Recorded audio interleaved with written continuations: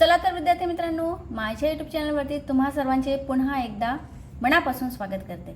विद्यार्थी मित्रांनो, basic English कोर्सचा आजचा हा आपला 18वा दिवस आहे आणि आजही आपण मागील व्हिडिओप्रमाणे काही सेंटेन्स आज या व्हिडिओमध्ये पाहणार आहोत।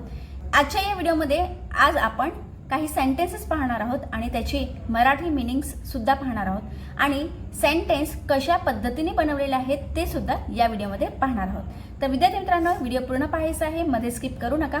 आणि हो, आजचा आपला 18वा दिवस आहे, म्हणजे ऑलमोस्ट आपले 15 दिवस कंप्लीट झालेले आहेत। म्हणूनच मागील व्हिडिओपासून आपण प्रॅक्टिस सेशन चालू केलेला आहे, म्हणजे प्रत्येक व्हिडिओमध्ये आपण आता प्रॅक्टिस सुद्धा करणार आहोत, मीनिंग सुद्धा बघणार आहोत आणि त्याचसोबत तुम्हाला प्रॅक्टिस सुद्धा दिली जाईल आणि त्याच्यानंतर होमवर्कसाठी सुद्धा 4 तुम्हाला सेंटेन्स दिले जातील। चला तर आपण स्टार्ट करूया। पहिला सेंटेन्स या ठिकाणी आहे, तो सेंटेन्स आहे I don't have any money. I don't have any money. आता या ठिकाणी जर तुम्ही लक्ष दिलं तर प्रत्येक सेंटेन्समध्ये या ठिकाणी काय आहे तर एनीचा वापर केलेला आहे। मग तो एनीचा वापर का केलेला आहे ते आपण या ठिकाणी पाहणार आहोत। तर पहिल्या सेंटेन्सचा अर्थ होतो आय म्हणजे मी, म्हणजे आपली सुरुवात जी आहे सेंटेन्सची मी पासून होणार आहे। ठीक आहे, आय डोंट हॅव एनी मनी, माझ्याकडे मुळीच पैसे नाही। मी म्हणजे या ठिकाणी आपल्याला शब्दशः अर्थ घ्यायचा नाहीये, तर वाक्य पाहून त्याच्यानुसार आपल्याला सेंटेन्स या ठिकाणी बनवायचं आहे। मग आय डोंट हॅव एनी मनी चा अर्थ होणार आहे माझ्याकडे मुळीच पैसे नाहीत। आता या ठिकाणी नाहीचा वापर का केलेला आहे, कारण डोंट या ठिकाणी वापरलेला आहे। ठीक आहे, डोंट हे आपण कशासाठी वापरतो तर नाहीसाठी वापरतो। मग आय डोंट हॅव एनी मनी, तर एनीचा जो वापर आहे तो या ठिकाणी मुळीसाठी वापरलेला आहे, म्हणजे आय डोंट हॅव एनी मनी, माझ्याकडे मुळीच पैसे नाही। फक्त सेंटेन्स असा राहिला असता की आय डोंट हॅव मनी, मग या ठिकाणी सेंटेन्स झाला असता माझ्याकडे पैसे नाहीत, पण एनीचा वापर केल्यामुळे सेंटेन्स या ठिकाणी चेंज होणार आहे, माझ्याकडे मुळीच पैसे नाही, म्हणजे एकही पैसा नाहीये अशा पद्धतीने। त्याच्यानंतर सेकंड सेंटेन्स आहे I don't want any food. I don't want any food चा अर्थ आहे या ठिकाणी मला कोणतेही अन्न नको आहे। मला कोणतेही अन्न नको आहे। फूड म्हणजे या ठिकाणी अन्न, फूड म्हणजे काय अन्न। डोंट म्हणजे परत या ठिकाणी आपल्याला घ्यायचा आहे अर्थ नाही, नको। ठीक आहे, नाही, नको अशा पद्धतीने। मग I don't want any food, मला कोणतेही अन्न नको आहे असा त्याचा अर्थ होणार आहे। Then the next one is come any time you want. Come any time you वॉन्टचा अर्थ या ठिकाणी आहे तुम्हाला हव्या असलेल्या कोणत्याही वेळा तुम्ही येऊ शकता असा त्याचा अर्थ आहे। आपल्याला सेंटेन्स या ठिकाणी घ्यायचं आहे तुम्हाला हव्या असलेल्या कोणत्याही वेळा या। कम एनी टाइम यू वॉन्टचा अर्थ आहे तुम्हाला हव्या असलेल्या कोणत्याही वेळा, म्हणजे तुम्ही कधीही येऊ शकता असा त्याचा अर्थ आहे। त्याच्यानंतर आहे do you have any brothers. Do you have any brother, brother म्हणजे भाऊ। ठीक आहे, आता या ठिकाणी परत एनीचा वापर केलेला आहे, मग या ठिकाणी अर्थ काय होणार आहे की तुला कोणी भाऊ आहेत का, तुला कोणी भाऊ आहे का असा त्याचा अर्थ होतो। आता या ठिकाणी जर पहिल्या सेंटेन्समध्ये आपण पाहिलं तर या ठिकाणी आय डोंट हॅव एनी मनी, माझ्याकडे मुळीच पैसे नाही। मग प्रत्येक ठिकाणी एनीचा वापर या ठिकाणी आलेलाच आहे कुठे ना कुठे, मग प्रत्येक ठिकाणी आपल्याला मुळीचा वापर मात्र करायचा नाहीये, हे आपल्याला लक्षात ठेवायचं आहे। म्हणजे इंग्लिशमध्ये एका शब्दाचा अर्थ एका सेंटेन्समध्ये जो आला तो नेक्स्ट सेंटेन्समध्ये सुद्धा तसाच येणार असं या ठिकाणी असा कोणताच रूल इंग्लिशमध्ये नाहीये, म्हणून लक्षात ठेवायचं आहे। सेंटेन्स लक्षात ठेवायचे विद्यार्थी मित्रांनो, जर तुम्ही शब्द ना शब्द आणि त्याचा मराठीमध्ये मिनिंग पाहायला गेले तर तुम्हाला इंग्लिश मात्र कठीण जाणार आहे। म्हणून काय करायचं आहे की इंग्लिश सेंटेन्सेस लक्षात ठेवायचं आहे। आय डोंट हॅव एनी मनी म्हणजे माझ्याकडे मुळीच पैसे नाहीत। I don't want any food, मला कोणतेही अन्न नको आहे। कम एनी टाइम टाईम म्हणजे वेळ, हे सगळ्यांनाच माहिती आहे. यू वॉन्ट, तुम्हाला जसं जमेल तसं, जसं तुम्हाला पाहिजे तसं. कम म्हणजे येणे, तुम्हाला हव्या असलेल्या कोणत्याही वेळा या. आणि डू यू हॅव एनी ब्रदर्सचा अर्थ होतो की तुला कोणी भाऊ आहे का. नेक्स्ट सेंटेन्स आपण या ठिकाणी पाहून घेऊया. Did you ask me a question. Did you ask me a question. तुम्ही मला प्रश्न विचारला का. तुम्ही मला प्रश्न विचारला का.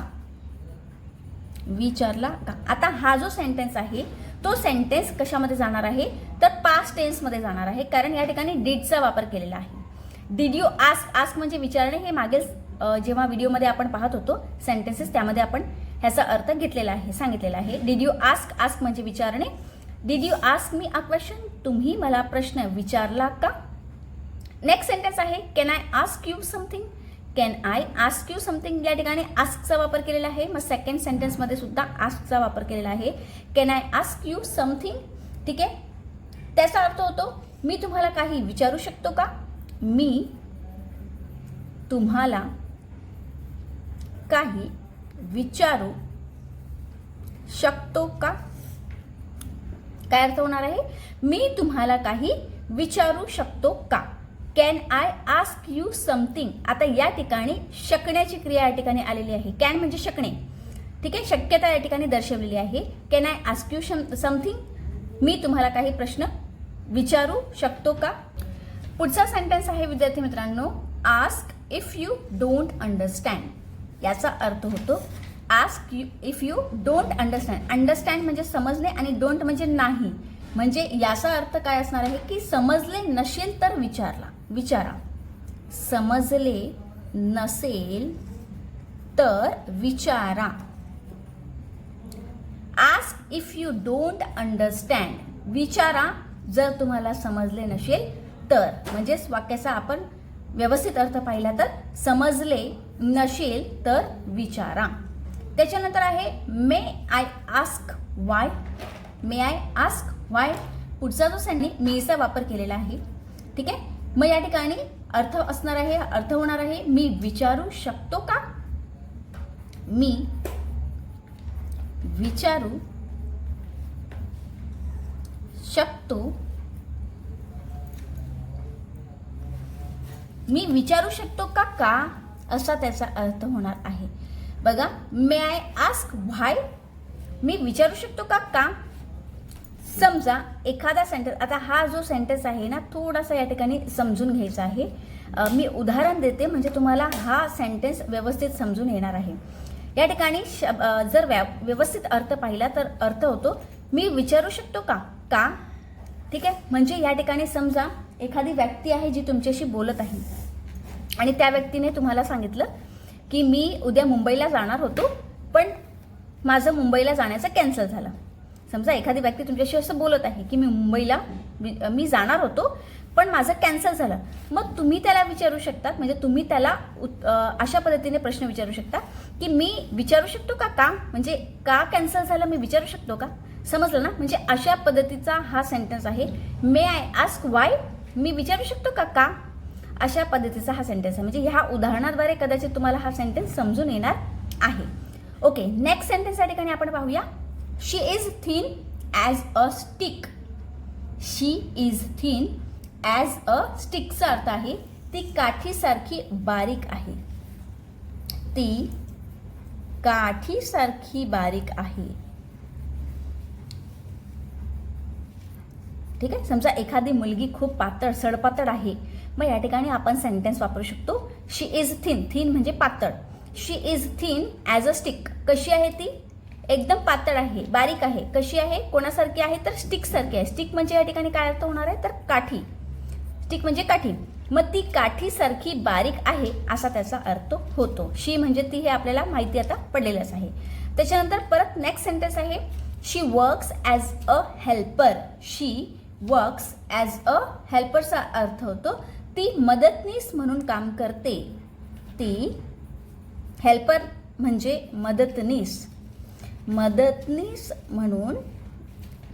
म्हणून काम करते. She works as a helper. Helper म्हणजे काय, मदतनीस. ती मदतनीस म्हणून काम करते. त्याच्यानंतर आहे it is fresh as a flower. It is fresh as a flower. ते फुलासारखे ताजे आहे. ते फुलासारखे ताजे आहे. बघा, फ्रेश म्हणजे काय? ताजे. फ्लावर म्हणजे काय? फूल. ठीक आहे. ॲज म्हणजे या ठिकाणी सारखे हा शब्द घ्यायचा आहे. It is fresh as a flower. ते फुलासारखे ताजे आहे. पुढचा या ठिकाणी सेंटेन्स आहे विद्यार्थी मित्रांनो, he is timid like a mouse. He is timid like a mouse. या ठिकाणी टिमिडचा अर्थ आहे भित्रा. माऊस म्हणजे उंदीर, ही म्हणजे तो. म्हणजे अर्थ होणार आहे, सेंटेन्सचा अर्थ होणार आहे तो उंदरासारखा भित्रा आहे. तो उंदरासारखा भित्रा आहे. आता या ठिकाणी विद्यार्थी मित्रांनो एक गोष्ट लक्षात ठेवायची की प्रत्येक सेंटेन्समध्ये या ठिकाणी ॲजचा वापर केलेला होता. ठीक आहे. पण या सेंटेन्समध्ये लाईकचा वापर केलेला आहे. तर लाईकचा वापर का केलेला आहे? कारण त्याची तुलना, म्हणजे ही म्हणजे तो ना, मग त्याची तुलना कशाशी केलेली आहे? एका जनावराशी केलेली आहे, म्हणजे माऊस, उंदराशी केलेली आहे. म्हणून या ठिकाणी ॲजचा वापर न करता लाईकचा वापर केलेला आहे. दोघांचा अर्थ हा सेम आहे. ठीक आहे. या ठिकाणी सुद्धा सारखे आहे, या ठिकाणी सुद्धा सारखेच आहे, पण शब्द वेगवेगळे वापरलेले आहे. या ठिकाणी आपण ॲज वापरू शकत नाही, कारण हा जो आहे, ही किंवा तो जो आहे हा मनुष्य आहे. ठीक आहे. म्हणजे या ठिकाणी एका मनुष्याची तुलना एका जनावराशी केलेली आहे की नाही. मग माऊस हा उंदीर आहे, मग या ठिकाणी एका जनावराशी जेव्हा तुलना करतो तेव्हा लाईकचा वापर या ठिकाणी केलेला आहे. एवढं लक्षात ठेवायचं आहे. ठीक आहे. तर अशा पद्धतीने ॲज किंवा लाईकचा वापर सेंटेन्समध्ये, वाक्यामध्ये केला जातो. तर विद्यार्थी मित्रांनो, या ठिकाणी या सेंटेन्समधून एक गोष्ट लक्षात ठेवायची आहे आणि ती म्हणजे एखाद्या व्यक्तीची तुलना, मग ती ही शी असेल किंवा ही असेल, एखादी व्यक्ती असेल त्याची तुलना एखाद्या वस्तूशी किंवा एखाद्या प्राण्याशी केलेली असेल तर लाईकचा वापर आणि ॲजचा वापर दोन्हीचा वापर केला जातो. पण सेंटेन्सच्या दृष्टिकोनातून पाहून लाईक आणि ॲज हे कधी वापरले जातात ते या व्हिडिओमध्ये मी तुम्हाला स्पष्ट करण्याचा प्रयत्न केलेला आहे. तर आपण जेव्हा तुलना करतो तेव्हा लाईक आणि ॲजचा वापर करत असतो, हे लक्षात आपल्याला ठेवायचं आहे. आता पुढचे जे 4 सेंटेन्सेस आहेत विद्यार्थी मित्रांनो, ते या ठिकाणी मी तुम्हाला होमवर्कमध्ये देणार आहे. म्हणजेच कॉमेंट बॉक्समध्ये तुम्ही मला ह्याचं उत्तर सांगायचं आहे. पहिला सेंटेन्स आहे may I sit by you. Next sentence आहे she sat by the window. पुढचा सेंटेन्स आहे the shop is by the road.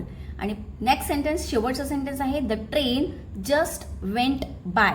असे 4 सेंटेन्सेस मी तुम्हाला प्रॅक्टिससाठी म्हणजेच होमवर्कसाठी दिलेले आहेत. ते मला तुम्ही कॉमेंट बॉक्समध्ये नक्कीच कळवायचं आहे विद्यार्थी मित्रांनो. तर बघा, प्रॅक्टिस आपल्याला खूप गरजेची आहे. प्रॅक्टिस केली नाही तर आपल्याला इंग्लिश बोलता येणार नाही आणि आपल्याला जर इंग्लिश बोलायचं असेल तर आपल्याला डेली प्रॅक्टिस करावी लागणार आहे विद्यार्थी मित्रांनो.